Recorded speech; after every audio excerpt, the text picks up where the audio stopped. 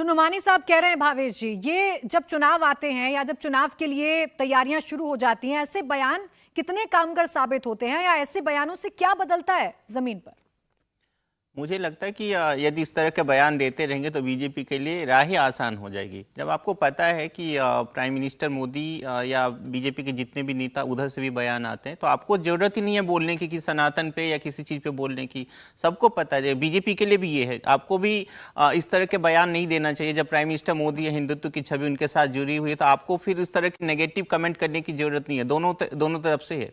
देखिए, आप यदि कहेंगे 63% और 37%, तो फिर एक तरह का मैसेज ये भी जाएगा, 80-20 वाला भी मैसेज जाता है, जिसको यूपी विधानसभा में काफ़ी हो हल्ला हुआ था, और कहीं ना कहीं बीजेपी के भी वही कोशिश है। तो देखिए, ग्राउंड पे जो रियलिटी है, ग्राउंड पे जो लगभग एक कहते हैं ना कि आज के डेट में हमारे यहाँ जितने भी चुनाव होते हैं, लोकसभा को छोड़ के असेंबली की बात करें पहले, लगभग 15 से 20% ही लगभग फ्लोटिंग वोट है। 15 से 20% वोट को इन सब बयानों से ज़्यादा फर्क नहीं पड़ता। वो देखते हैं कि पॉजिटिव कैंपेन कहाँ है, कौन नेता है जो उनके सपनों को साकार कर सकता है, उधर हो जाती है। हाँ, लोकसभा के टाइम में आप देख सकते हैं कि इस तरह के बयान कुछ पोलराइज ज़रूर करने की कोशिश करेंगे, लेकिन वो दोनों तरफ से कोशिश होती है। उसमें जो लीडरशिप ज़्यादा मजबूत होगी उनको फ़ायदा होगा, और जैसा आप वहाँ से पोलराइज करने की कोशिश करो तो एंटी पोलराइजेशन भी होगा। 80% वाले पोलराइजेशन ज़्यादा करते हैं आज के डेट में, आपको भी पता है। बिल्कुल, देखिए, और यही कोशिशें की भी जा रही हैं बयानों के जरिए। सज्जन जी, नुमानी साहब अगर ये कह रहे हैं कि सनातन पर बयान देने से बचिए, हालांकि सनातन पर उनका क्या ज्ञान है वो भी वो आगे अपनी इस स्पीच में बता रहे हैं, और ऐसा नहीं है कि सनातन के लिए बहुत अच्छी बातें नुमानी साहब कहते हुए नजर आ रहे हैं, लेकिन मुस्लिम वोटर्स को वो ये ताकीद कर रहे हैं कि आप इंडिया अलायंस के साथ जुड़कर रहिए। यानी कहीं ना कहीं थोड़ा बहुत डर है कि ऐसा ना हो जो कोशिश बीजेपी ने शुरू की है इसमें बीजेपी कामयाब हो जाए और बट जाए मुस्लिम वोट बैंक।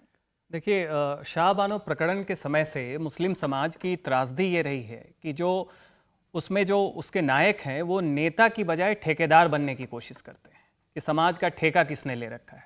और नुमानी साहब की बात हो या अब्दुल बारिक सिद्दीकी साहब की बात हो, आप देखें तो एक सामंती सोच जो महिला विरोधी हो, जो एक समाज को एक ठेके के तौर पे देखती हो, वो दिख रहा है।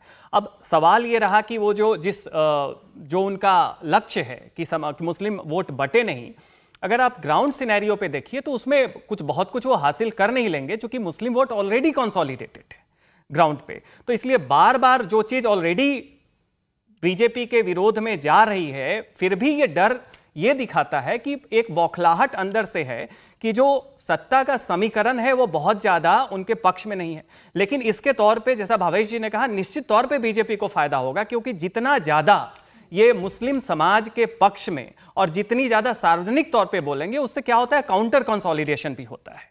और ऐसी स्थिति में चुनाव के वक्त आप देखेंगे जो बयानबाजी ओवैसी साहब की आएगी, अब्दुल बारिक सिद्दीकी साहब की आएगी, नुमानी साहब की आएगी, ये वो समाज के ठेकेदार हैं जो अपने आप को सबसे बड़ा कॉन्ट्रैक्टर दिखाने की कोशिश, कि टेंडर किसके पक्ष में पास हो। तो ये समाज की त्रासदी है, मुस्लिम महिलाओं के लिए बड़ा ही चिंता का विषय है।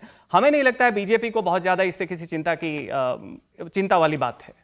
बिल्कुल, ऐसे बयानों से सेल्फ गोल करने की कोशिश की जा रही है, और इंडिया गठबंधन अब सिद्दीकी साहब के इस बयान को कैसे लेगा, इस पर भी निगाहें बनी रहेंगी। इंडिया टीवी हर वक्त हर जगह डाउनलोड करने के लिए सर्च करें India TV news Google play store या ऐप स्टोर पर।